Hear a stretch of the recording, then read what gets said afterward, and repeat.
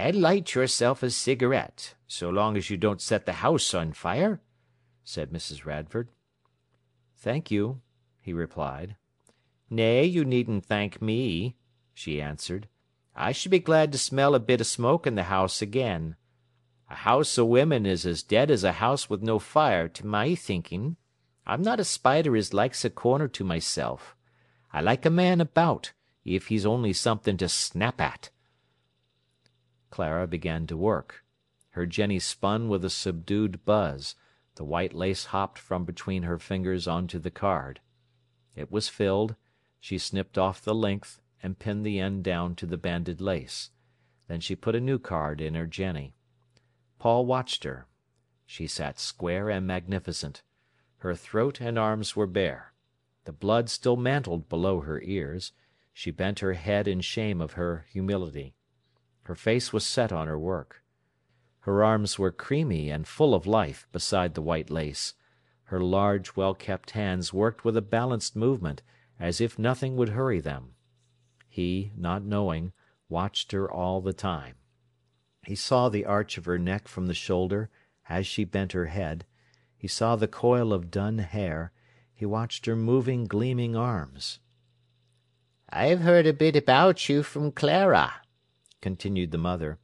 "You're in Jordan's, aren't you?" She drew her lace unceasing. "Yes." "Ay, well, and I can remember when Thomas Jordan used to ask me for one of my toffees." "Did he?" laughed Paul. "And did he get it?" "Sometimes he did, sometimes he didn't, which was latterly. For he's the sort that takes all and gives nought, he is, or used to be." "I think he's very decent," said Paul. "Yes, well, I'm glad to hear it." Mrs. Radford looked across at him steadily. There was something determined about her that he liked. Her face was falling loose, but her eyes were calm, and there was something strong in her that made it seem she was not old. Merely her wrinkles and loose cheeks were an anachronism.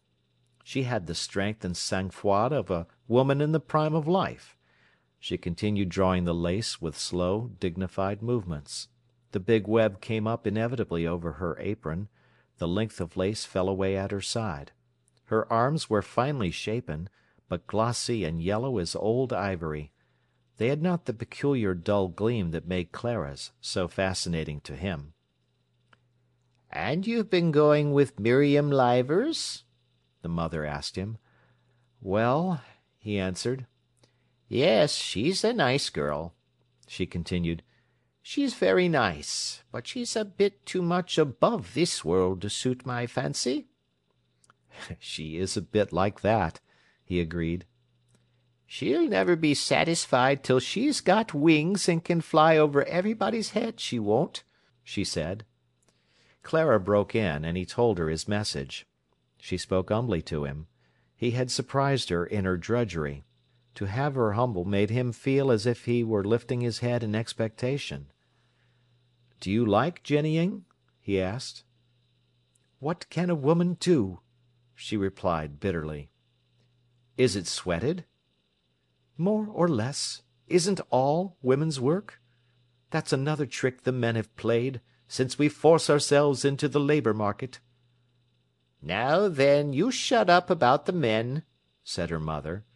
"If the women wasn't fools, the men wouldn't be bad uns, that's what I say. No man was ever that bad with me but what he got it back again. Not but what they're a lousy lot, there's no denying it." "But they're all right, really, aren't they?" he asked. "Well, they're a bit different from women," she answered. "Would you care to be back at Jordan's?" he asked Clara. "I don't think so," she replied. "Yes, she would," cried her mother. "Thank her stars if she could get back. Don't you listen to her. She's for ever on that high horse of hers, and it's back's that thin and starved it'll cut her in two one of these days." Clara suffered badly from her mother. Paul felt as if his eyes were coming very wide open. Wasn't he to take Clara's fulminations so seriously after all? She spun steadily at her work. He experienced a thrill of joy, thinking she might need his help.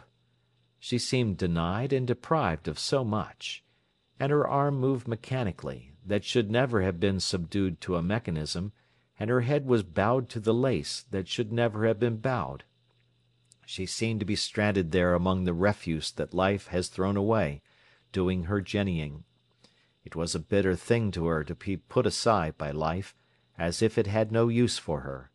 No wonder she protested. She came with him to the door. He stood below in the mean street, looking up at her. So fine she was in her stature and her bearing, she reminded him of Juno dethroned.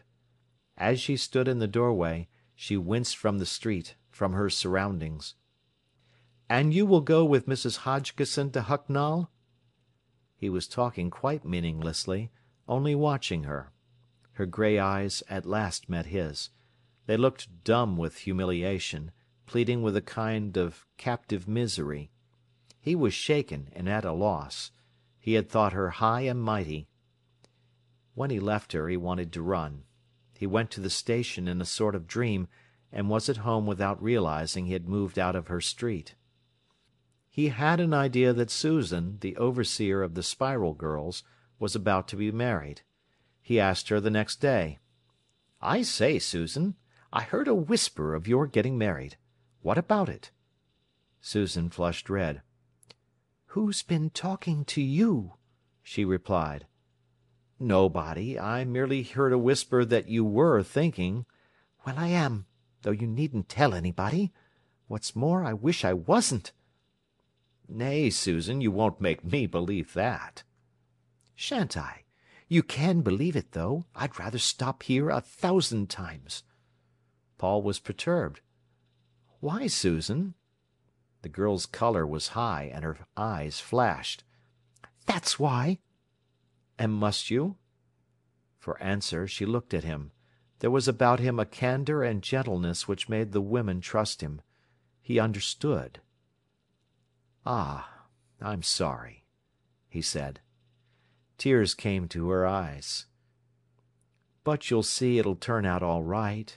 You'll make the best of it," he continued rather wistfully. "There's nothing else for it." "Yea, there's making the worst of it. Try and make it all right."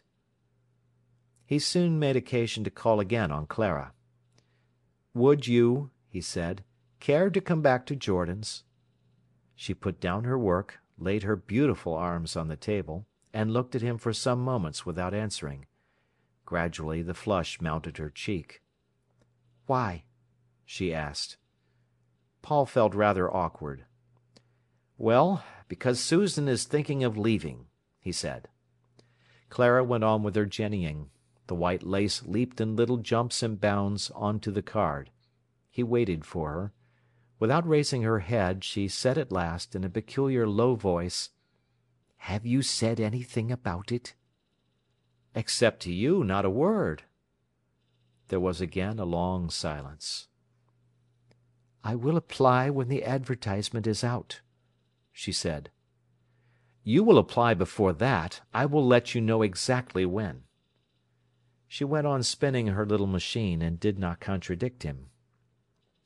Clara came to Jordan's.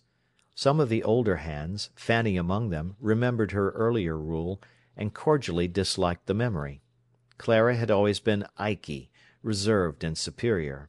She had never mixed with the girls as one of themselves. If she had occasion to find fault, she did it coolly and with perfect politeness, which the defaulter felt to be a bigger insult than crassness. Towards Fanny, the poor overstrung hunchback, Clara was unfailingly compassionate and gentle, as a result of which Fanny shed more bitter tears than ever the rough tongues of the other overseers had caused her. There was something in Clara that Paul disliked, and much that piqued him. If she were about, he always watched her strong throat or her neck, upon which the blonde hair grew low and fluffy. There was a fine down, almost invisible, upon the skin of her face and arms, and when once he had perceived it, he saw it always. When he was at his work, painting in the afternoon, she would come and stand near to him, perfectly motionless. Then he fell